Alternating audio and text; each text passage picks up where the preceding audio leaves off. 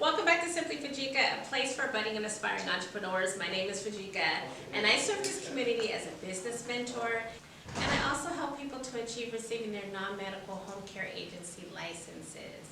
So guys, I am starting to do videos surrounding some of the questions that I'm receiving from some of you. And a question that I keep receiving over and over is, when should I, as the owner, take home a salary? So this is really good information for you. I really hope that you guys are interested in this topic because I'm going to answer that question to the best of my ability. So if you're interested, then stay tuned. So the first tip that I have for you, or the first signal that I have that you're ready to take a salary, is you are actually starting to see consistency from your business. Now guys, consistency is really a question that you're going to have to answer for yourself. But I will tell you what it looks like to me. Consistency means I now have had clients on the roster for a certain period of time, and month after month I can see a certain amount in the bank after I have cleared all of my bills, after I have cleared all of my expenses, including my caregiver salaries. All of those things have been paid for, and now I have money left. When that you can consistently say that's the case, I think initially you're going to have to put some money away for savings. Whenever you have any portion of discretionary income, that you have some type of savings plan. But so you put away some money for savings, you've already taken care of all your expenses. At that time, depending on what's left, you can start considering taking home a salary. The other item that I want to mention here is, from your business plan, when you were putting together your estimates, those were numbers that we were hoping would come to fruition, right? Now that you've been in business for a few months, the idea is to go back and take out those estimates and substitute them with the actual numbers. How many clients have you actually converted? How much money do you get from that conversion?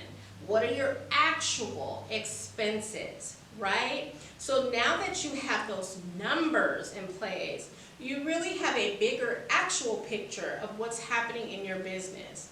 And from that, you should be able to determine, now that you're steady in the green, you're steady operating, and consistently you're bringing home money, then what should your salary be? The second sign that should let you know that you're ready to receive a salary is, you know the nuances of your business and you know the ebbs and flows of that business. So what I mean by that is, you don't want to be doing so well for certain months of the year, and then for whatever reason hit an ebb or a dip in business, and next thing you know, you can't cover payroll. Next thing you know, you can't pay your caregivers, right? So sorry if you guys are hearing noise in the background. I'm actually recording from my office today, and so we're right next to the lobby, and so that's why you're hearing some elevated voices. But back to the video. I always say you need to go through a whole cycle. So I will tell you, the other business that my husband and I had, for a long time, for a few months, we were so scared to touch the money that was coming in because we were like, wait, what do we not know? Right? And so after a few months, there really shouldn't be too many surprises. You know what your insurance payments are costing. You know what your workers' comp is costing, your caregivers, their salary. You know if your rent, if you're not operating out of your home, you know all of those expenses.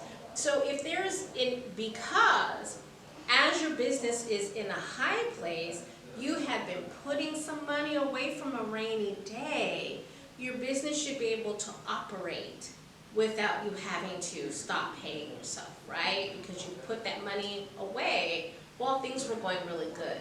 So if that is all true, and you're experiencing that small dip, you may want to lower your salary just a bit to ensure that you survive that low, that dip point, or that slow season in your business. And then once you rebound, as things start to get better, then you could start, either resuming your salary or go back to the amount that you had previous.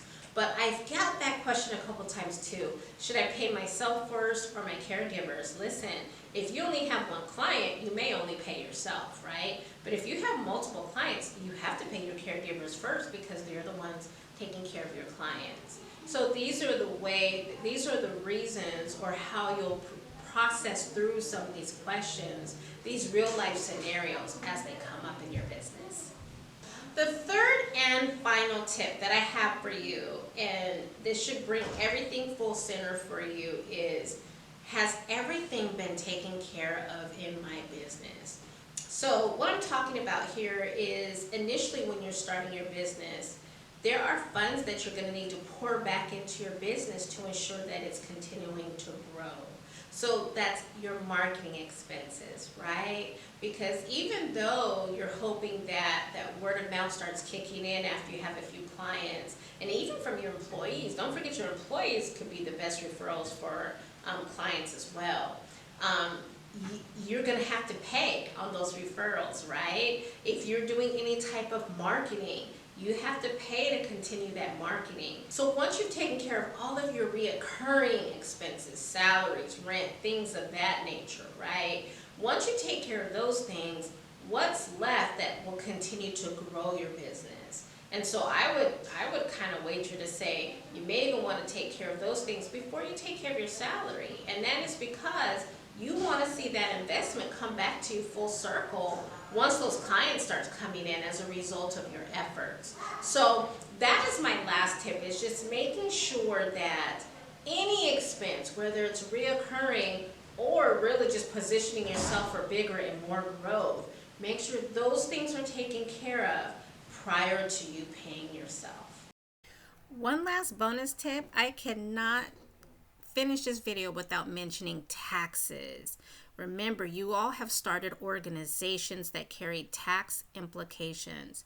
So whether it's weekly, monthly, quarterly, you want to make sure you're setting aside some of your earnings to ensure that you can cover your taxes. I would definitely recommend consulting a CPA for more information regarding your responsibilities of taxes as an agency owner.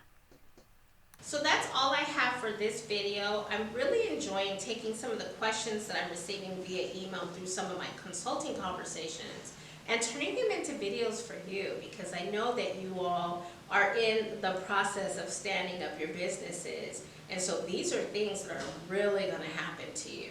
Okay, so I hope you get the value out of that. Just a couple of announcements. If you haven't heard already, my staffing webinar has been rescheduled for the last Saturday of the month. So that is Saturday, September 30th. The link will be in the video description. And so I really and truly hope to see you there. I really have designed this course so that it is a one-stop shop, from recruiting to actual placement with your agency. So hopefully you will find the value in that. The second thing that I want to discuss is we have really working on revamping our website, which is including our newsletter and other special resources that we give to people who have subscribed to my newsletter and wish to be a part of my community. So really make sure you go to my website at simplyfujica.com and make sure you add yourself as a contact there so that you don't miss out on these tips. Okay?